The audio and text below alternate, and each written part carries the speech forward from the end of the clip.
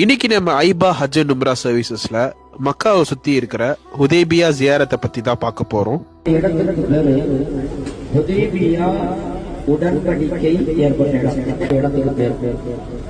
இந்த இடத்துல இருந்த பொழுது மக்காவில் இருந்து ஒரு தூதுவர் உள்ள வந்தார். இங்குள்ள நிகழ்ச்சியெல்லாம் பார்த்துட்டு அங்கவே சொல்லிட்டாரா, இப்படிப்பட்ட ஒரு தலைவனையும் ஒரு தொண்டனையும் இவ்வுலகத்தில் நான் பார்த்ததும் இல்லை, இனிமேல என்ன செய்யல பார்க்க போவதும் இல்லை, நாம அனுமதி கொடுத்துதான் ஆகணும் அப்படின்னு.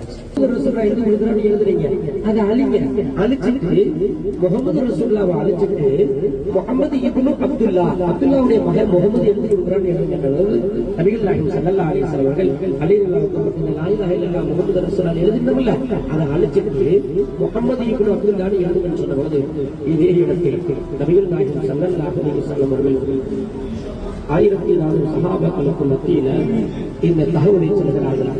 இந்த தகவலை சொன்ன பொழுது எல்லாரும் கண்கலங்கினார்கள். நீங்களும் இதே மாதிரி உங்க உம்ராவை ஐபா ஹஜ் அண்ட் உம்ரா சர்வீஸ்ல புக் பண்ணி வர்றதுனால இதே மாதிரி நிறைய ஜியாரத் நீங்களும் பண்ணலாம் இன்ஷா அல்லாஹ். நீங்களும் கூட சீக்கிரத்தை உம்ராவுக்கு போய் இதே மாதிரி மக்கால எக்ஸ்பீரியன்ஸ் ஆகணுன்ட்டு நானும் துவா கேட்கிறேன். நீங்களும் நீயத் வச்சுக்கோங்க இன்ஷா அல்லாஹ். அஸ்ஸலாமு அலைக்கும் ரஹ்மத்துல்லாஹி வபரகாத்துஹு.